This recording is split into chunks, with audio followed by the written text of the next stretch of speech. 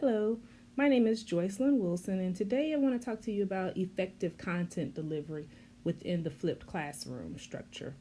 Before I go into the effective content delivery, I want to tell you first a little bit about where I am and where I teach. I teach at a small liberal arts college called Spelman College, which is in Atlanta, Georgia.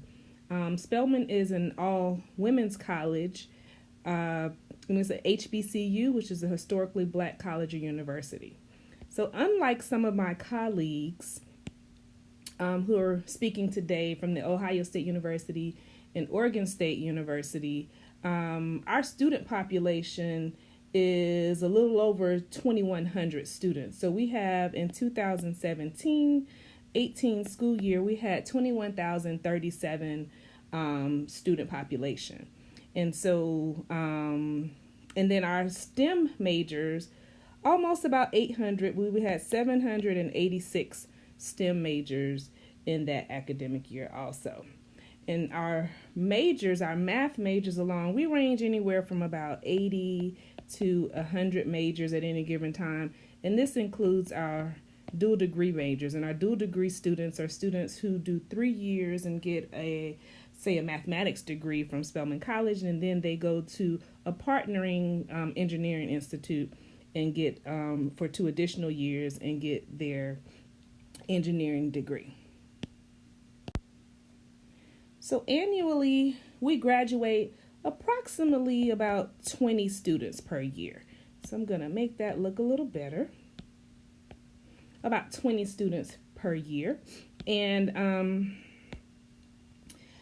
we've had as low as, say, 12 students before, but last year we had actually 30 math graduates, which was a very high number for us. And several of those, I think up to 10, may have been dual degree students. Our class sizes, if you notice that some of my colleagues and some of you guys might have classes that are the size of our actual major classes. So, for instance, you might be teaching 80 to 100 students, while we, in our class sizes, can have as low as 5 students up to 35 is our max.